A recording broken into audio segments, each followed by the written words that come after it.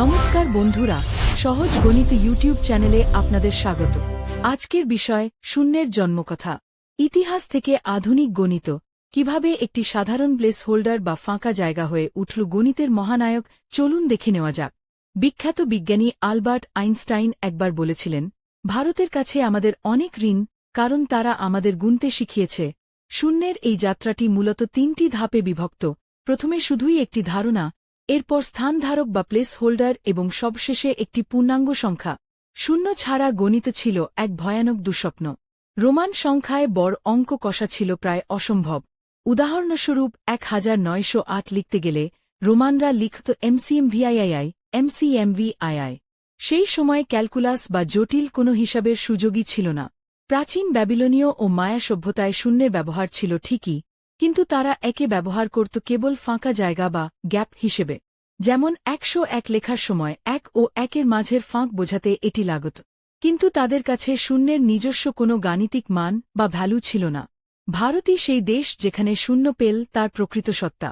ভারতই প্রথম শূন্যকে একটি সংখ্যা হিসেবে স্বীকৃতি দেয়। কিছু না বা নাথিংনেস থেকে এটি গাণিতিক ভ্যালু বা মানে রূপান্তরিত হয়। আর এর পেছনে ছিলেন তিন প্রধান রূপকার, পিঙ্গলা, আর্যভট্ট এবং ব্রহ্মগুপ্ত। প্রথমে আসি পিঙ্গলার কথায়, যিনি ছিলেন এই ধারণার জনক।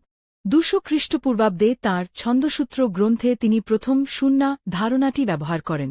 শুনলে অবাক হবেন, পিঙ্গলার এই ধারণাই ছিল বর্তমানের বাইনারি সিস্টেমের আদি রূপ। এরপর 498 খ্রিস্টাব্দে এলেন আর্যভট্ট। তিনি বললেন, স্থানম স্থানং দশগুণম, অর্থাৎ স্থান পাল্টালেই মান 10 গুণ বাড়ে। তিনি দশমিক পদ্ধতির ভিত্তি স্থাপন করেন, যা শূন্য ছাড়া একেবারেই অসম্ভব ছিল। তবে শূন্যের আসল হিরো হলেন ব্রহ্মগুপ্ত। 628 খ্রিস্টাব্দে তাঁর ব্রহ্মস্ফুট সিদ্ধান্ত গ্রন্থে তিনি বৈপ্লবিক সংজ্ঞা দিলেন। তিনি দেখালেন, কোনো সংখ্যার সাথে শূন্য যোগ বা বিয়োগ করলে সংখ্যাটি অপরিবর্তিত থাকে, আর শূন্য দিয়ে গুণ করলে ফলাফল শূন্য হয়। ভারত থেকে এই জ্ঞান পাড়ি দিল আরবে। 773 খ্রিস্টাব্দে ভারতীয় পণ্ডিতরা বাগদাদের খলিফার দরবারে যান। সেখানে আল খোয়ারিজমি এর নাম দিলেন সিফর, সাইফার, যার অর্থ খালি বা ফাঁকা। আরব থেকে এই জ্ঞান গেল ইউরোপে। 1200 খ্রিস্টাব্দে ফিবোনাচি তাঁর লিবার অ্যাবাসি বইয়ের মাধ্যমে এটি প্রচার করেন। ইউরোপ প্রথমে একে বিপজ্জনক বা শয়তানের সংখ্যা মনে করত। নামেরও বিবর্তন হল, সিফর থেকে জেফিরো, আর সেখান থেকে আজকের জিরো। এবার দেখা যাক শূন্যের সুপার পাওয়ার। Super power 1, স্থানধারক। শূন্য ছাড়া 105 এবং 15 এর মধ্যে পার্থক্য করা অসম্ভব। এটিই দশমিক পদ্ধতির মেরুদণ্ড। সুপার পাওয়ার 2, সংখ্যার সেতুবন্ধন। এটি পজিটিভ ও নেগেটিভ সংখ্যার মাঝখানের সীমানা।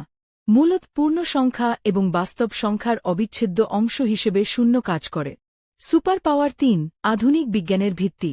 ক্যালকুলাসে শূন্য ও অসীমের ধারণা ছাড়া নিউটন বা লাইবনিজের সূত্র অসম্ভব ছিল। কম্পিউটারের বাইনারি কোড অর্থাৎ 0 এবং 1 সম্পূর্ণভাবে এর ওপর নির্ভরশীল।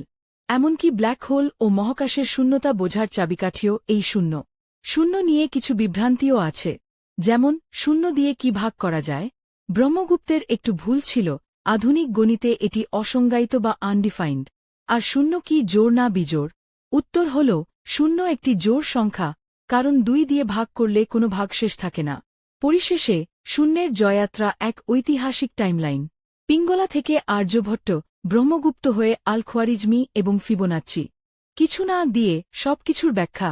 এটাই হল শূন্যের প্রকৃত বিজয়। ভিডিওটি ভালো লাগলে লাইক ও সাবস্ক্রাইব করতে ভুলবেন না।